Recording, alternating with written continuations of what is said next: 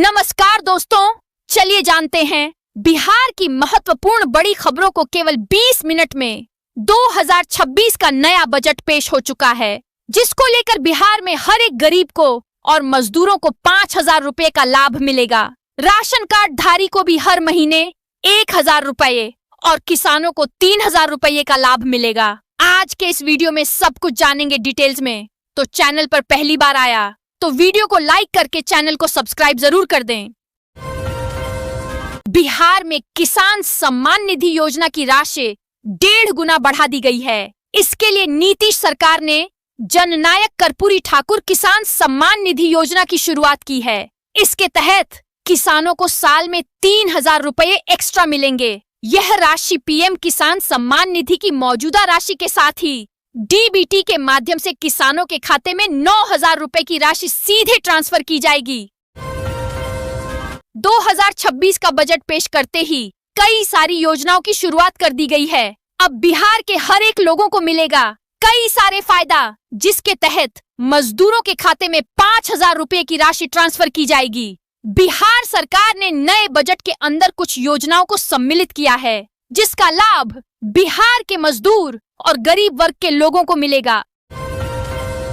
नए साल में बजट पेश होते ही राशन कार्ड धारी की हो गई बल्ले बल्ले। अब हर एक राशन कार्ड धारी को फ्री गेहूं चावल के साथ साथ फ्री में तेल सोयाबीन आटा नमक साय में दिया जाएगा और हर एक राशन कार्ड धारी को हर महीने 1,000 रुपए की सहायता राशि सीधे डीबीटी के माध्यम से उनके बैंक खाते में भेजी जाएगी। यह योजना को भी लागू कर दिया गया है। अब हर एक राशन कार्ड धारी को सरकार की तरफ से मिलेगी सहायता। प्रधानमंत्री आवास योजना का सर्वे को शुरू कर दिया गया है और हर एक व्यक्ति को प्रधानमंत्री आवास योजना के तहत पक्का घर मिलने की प्रक्रिया को प्रारंभ किया गया है। चाहे ग्रामीण क्षेत्र का हो या शहरी, दोनों के लिए आवेदन जमा करने वाले का सर्वेक्षण को शुरू किया गया है और जल्द ही पहले सूची जारी की जाएगी, जिसके तहत आवास बनाने के लिए 5 लाख रुपए तक दिया जाएगा। मुजफ्फरपुर जिले में 2000 किलोमीटर से अधिक ग्रामीण सड़कों की चौड़ाई अब 12 फीट से बढ़ाकर 18 फीट की जाएगी। केंद्रीय बजट में परिवहन व्यवस्था के लिए आवंटित राशि से यह योजना गति पकड़ेगी। इससे वाहनों का आवागमन सुगम होगा और हादसों का खतरा कम होगा। खासकर रात और कोहरे में सकरा, कुढ़नी, औराई जैसे प्रखंडों को विशेष लाभ मिलेगा। कटिहार में यातायात पुलिस अधिकारी हरिप्रकाश और होमगार्ड शंभुदास पर 200 रुपए की रिश्वत लेकर 6,000 रुपए का चालान निपटाने का आरोप है। यह घटना एक वायरल वीडियो में कैद हुई। एसपी के संज्ञान लेने के बाद जांच हुई और शंभुदास को गिरफ्तार कर लिया गया है, जबकि हरिप्रकाश फरार है। डीएसपी ने कहा कि दोषियों के खिलाफ कड़ी कार्रवाई की जाएगी, क्योंकि कानून से ऊपर कोई नहीं है। बिहार विधानसभा का बजट सत्र हंगामेदार माहौल में शुरू हुआ। नेता प्रतिपक्ष तेजस्वी यादव पैर के ऑपरेशन के बावजूद व्हील चेयर पर पहुंचे, जिससे राजनीतिक सक्रियता का संदेश गया। सत्र की शुरुआत राज्यपाल के अभिभाषण से हुई, जिसके बाद आज आर्थिक सर्वेक्षण पेश होगा। विपक्ष ने पटना में नीट छात्रा रेप मौत मामले को लेकर जोरदार प्रदर्शन किया, दोषियों को फांसी और सीबीआई जांच की निगरानी की मांग की।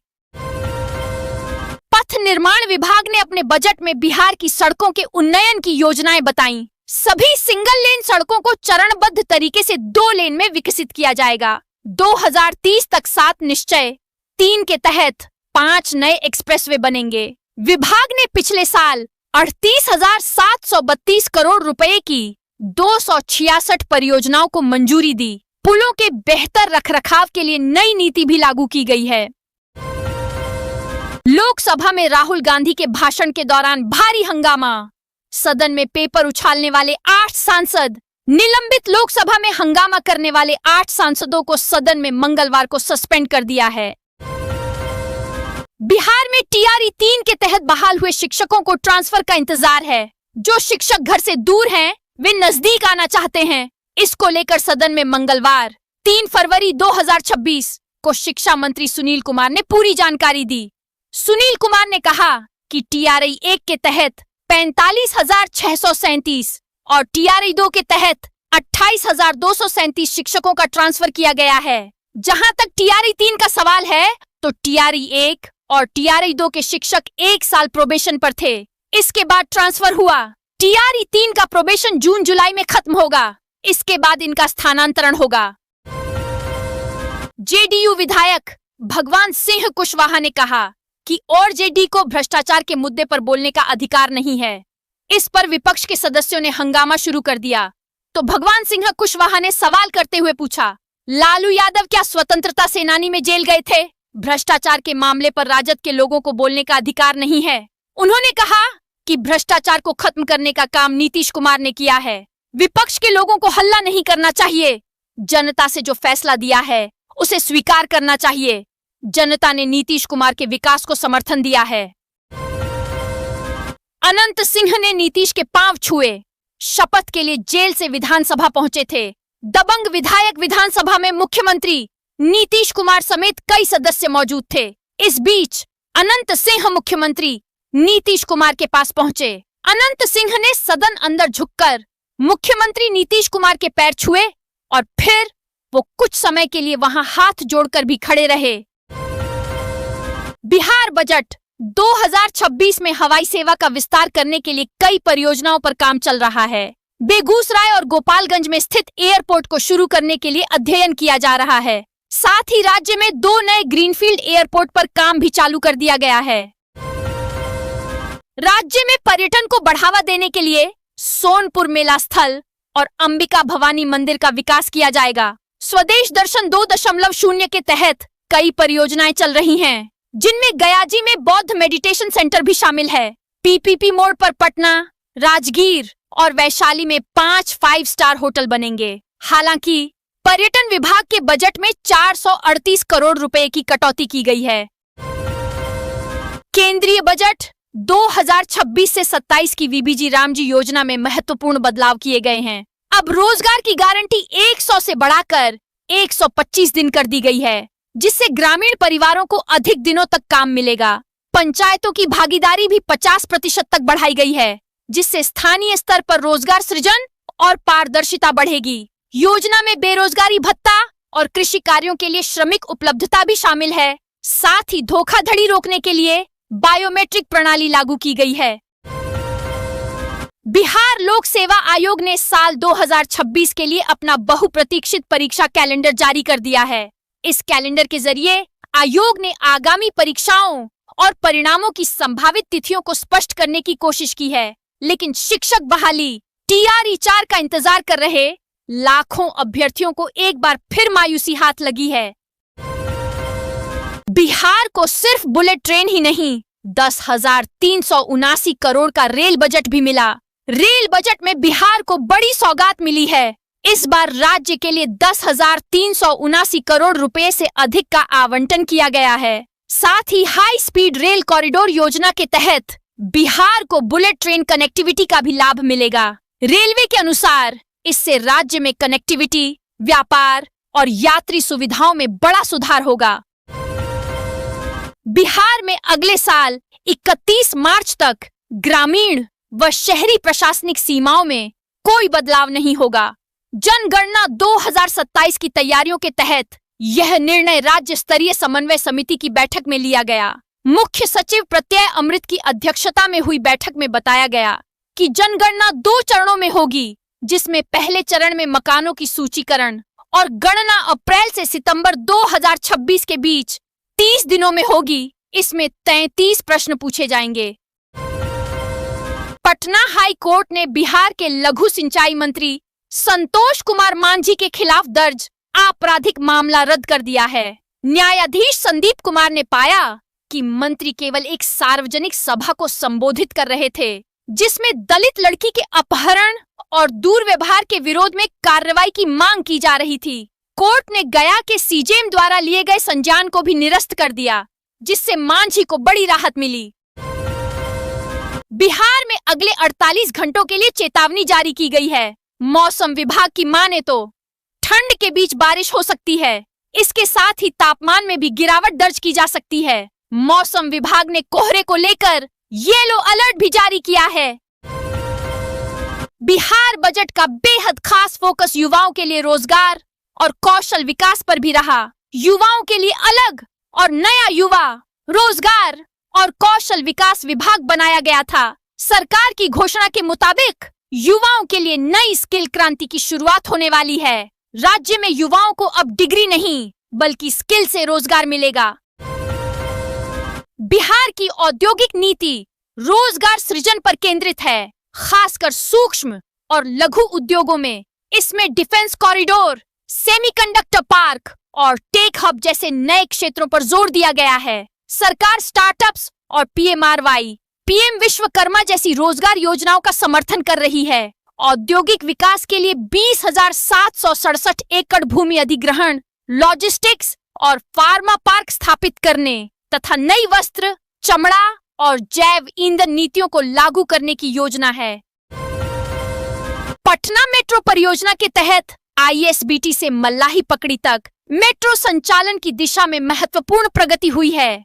मल्लाही पकड़ी मेट्रो स्टेशन पर सहायक सब स्टेशन के ट्रांसफार्मर को सफलतापूर्वक चार्ज कर लिया गया है, जो एक बड़ी तकनीकी उपलब्धि है। इससे फरवरी के अंत तक इस खंड पर मेट्रो सेवा शुरू होने की प्रबल संभावना है। यह स्टेशन की विद्युत प्रणाली का अहम हिस्सा है, जो सुरक्षित संचालन सुनिश्चित करेगा। बिहार के उप मुख्यमंत्री सम्राट चौधरी ने बड़ा ऐलान किया है। उन्होंने कहा है कि बिहार की सभी बंद पड़ी चीनी मिलों को फिर से चालू किया जाएगा। इसका सीधा फायदा किसानों, मजदूरों और स्थानीय युवाओं को मिलेगा। सरकार का मकसद साफ है कि बिहार में ही रोजगार मिले और पलायन रुके। बिहार सरकार ने विमानन अवसंरचना मजबूत करने के लिए बड़े कदम उठाए हैं। नए ग्रीनफील्ड हवाई अड्डों के निर्माण, मौजूदा हवाई अड्डों के विस्तार और लॉजिस्टिक पार्क के लिए भूमि अधिग्रहण व मुआवजा भुगतान पर हजारों करोड़ रुपए खर्च किए जा रहे हैं। नागरिक विमानन के लिए 698.48 करोड़ रुपए का बजट प्रावधान किया गया है। इन पहलुओं से राज्य के आर्थिक विकास, व्यापार, कृषि और रोजगार को बढ़ावा मिलेगा। साथ ही बिहार को राष्ट्रीय व अंतर्राष्ट्रीय हवाई मानचित्र पर नई पहचान मिलेगी। पटना विश्वविद्यालय ने शैक्षणिक सत्र 2025 से 26 के लिए छात्र संघ चुनाव की तिथि घोषित कर दी है। मतदान 28 फरवरी को होगा और परिणाम उसी दिन देर रात तक जारी किए जाएंगे। कुलपति प्रोफेसर नमिता सिंह ने बताया कि नामांकन फॉर्म 11 से 14 फरवरी तक मिलेंगे। आचार्य संहिता लागू कर दी गई है और वर्तमान छात्र संघ भंग कर दिया गया है। बिहार कांग्रेस नेतृत्व से नाराज समर्पित कांग्रेसजनों की बैठक पटना में हुई। संगठन की दुर्दशा पर मंथन कर भविष्य की रूपरेखा तय की गई। 17 मार्च को पटना में बिहार कांग्रेस बचाओ महासम्मेलन होगा। इससे पहले 7 फरवरी से टीमें 40 जिलों का दौरा करेंगी। नेताओं ने जमीनी स्तर पर संगठन मजबूत करने और कांग्रेस को बचाने का संकल्प लिया। बिहार के मुख्यमंत्री नीतीश कुमार के काफिले में अब high tech bullet proof Range Rover SUV शामिल होंगी। सुरक्षा कारणों से 4 ऐसी गाड़ियां खरीदने की तैयारी है, जिस पर 11.17 करोड़ रुपए खर्च होंगे। मुख्यमंत्री अब तक इलेक्ट्रिक या देशी कंपनियों की गाड़ियां इस्तेमाल करते थे। यह फैसला सुरक्षा आकलन और वीवीआईपी मूवमेंट की जरूरतों को ध्यान में रखकर लिया गया है। उप मुख्यमंत्री सम्राट चौधरी को भी ऐसी गाड़ी मिल सकती है।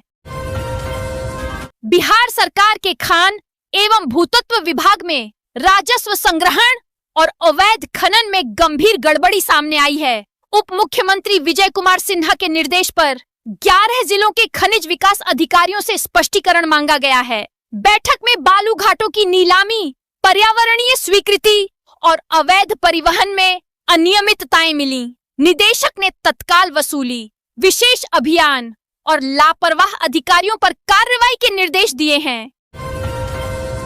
बिहार सरकार प्रदूषण मुक्त परिवहन को बढ़ावा देने के लिए नए बजट में सीएनजी और इलेक्ट्रिक वाहनों पर जोर दे रही है। सभी डीजल बसों को हटाकर सीएनजी/इलेक्ट्रिक बसों में बदला जाएगा। राज्य भर में 500 से अधिक ग्रीन बस स्टॉप, सभी प्रखंडों में सीएनजी स्टेशन और चार्जिंग सुविधाएं विकसित की जाएंगी। पीएम ई बस योजना के तहत 400 इलेक्ट्रिक बसें प्रमुख शहरों में चलेंगी। ड्राइविंग टेस्टिंग ट्रैक भी बनेंगे। बिहार सरकार ने 2026 से 27 के लिए स्वास्थ्य बजट बढ़ाकर 21,270.41 करोड़ रुपए कर दिया है, जो संसाधनों और बुनियादी ढांचे को मजबूत करने पर केंद्रित है। स्थापना मद में वृद्धि से चिकित्सा कर्मियों को लाभ होगा। योजनाओं में जिला अस्पतालों को सुपर स्पेशलिटी केंद्रों में विकसित करना, CHC का उन्नयन, दरभंगा में पैलिएटिव केयर अस्पताल और नए मेडिकल व पारंपरिक चिकित्सा कॉलेज स्थापित करना शामिल है। यह प्रभावी कार्यान्वयन और मजबूत स्वास्थ्य सेवा के प्रति प्रतिबद्धता दर्शाता है। बिहार सरकार औद्योगिक गतिविधियों को मजबूत करने के लिए 20 जिलों में 13,000 एकड़ से अधिक भूमि का अधिग्रहण कर रही है। वित्त मंत्री विजेंद्र प्रसाद यादव ने बताया कि विक्रमशिला विश्वविद्यालय और नई रेल लाइन जैसी विकास परियोजनाओं के लिए भी जमीन ली जा रही है। भूमि विवादों के समाधान हेतु विशेष सर्वेक्षण और राजस्व अभिलेखों का डिजिटलीकरण किया जा रहा है, जिससे आम जनता को लाभ मिल सके। पथ निर्माण विभाग ने अपने बजट में बिहार की सड़कों के उन्नयन की योजनाएं बताईं। सभी सिंगल लेन सड़कों को चरणबद्ध तरीके से 2 लेन में विकसित किया जाएगा। 2030 तक 7 निश्चय 3 के तहत 5 नए एक्सप्रेसवे बनेंगे। विभाग ने पिछले साल 38,732 करोड़ रुपए की 266 परियोजनाओं को मंजूरी दी। पुलों के बेहतर रखरखाव के लिए नई नीति भी लागू की गई है। बिहार ने 2030 पुरुष हॉकी विश्व कप और राष्ट्रमंडल खेलों की मेजबानी का दावा किया है। बजट में 2026 FIH hockey pro league, 2028 national youth games और 2034 राष्ट्रीय खेलों को भी प्रदेश में कराने का प्रस्ताव है। राज्य में खेल संरचना के विकास पर जोर दिया जा रहा है, जिसमें 9 प्रमंडलों में अंतर्राष्ट्रीय मानकों के अनुरूप खेल सुविधाएं और 8,053 ग्राम पंचायतों में खेल मैदान बनाने का लक्ष्य शामिल है।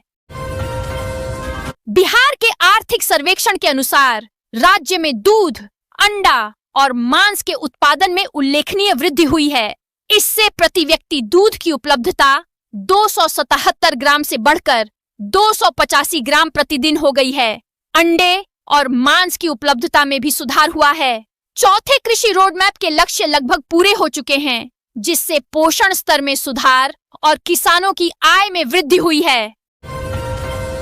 बिहार गृह विभाग ने आगामी वित्तीय वर्ष में 51,000 से अधिक पुलिसकर्मियों की बहाली की घोषणा की है, जिसमें 26,000 से अधिक पदों पर प्रक्रिया जारी है।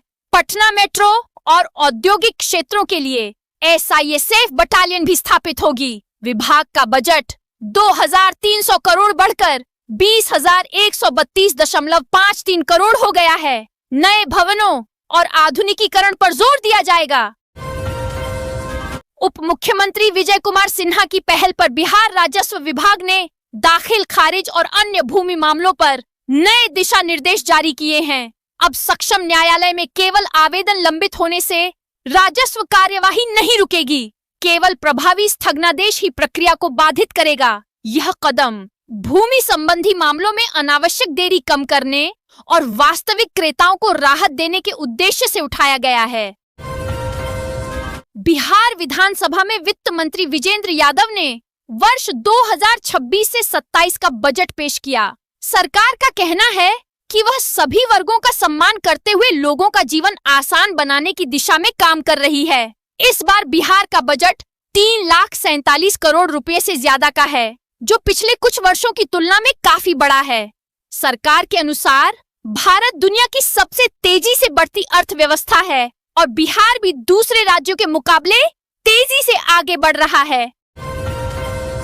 कामकाजी महिलाओं के छोटे बच्चों की देखभाल को लेकर बिहार सरकार की मुख्यमंत्री नारी शक्ति योजना एक अहम सहारा बनकर उभरी है। इस योजना के तहत राज्य में फिलहाल 155 पालना घर संचालित हो रहे हैं, जहां 5 वर्ष तक के बच्चों की देखभाल की व्यवस्था की गई है। इनमें 77 पालना घर सरकारी कार्यालयों में स्थित हैं। इसके अलावा 33 नए पालना घरों को शुरू करने की प्रक्रिया जारी है।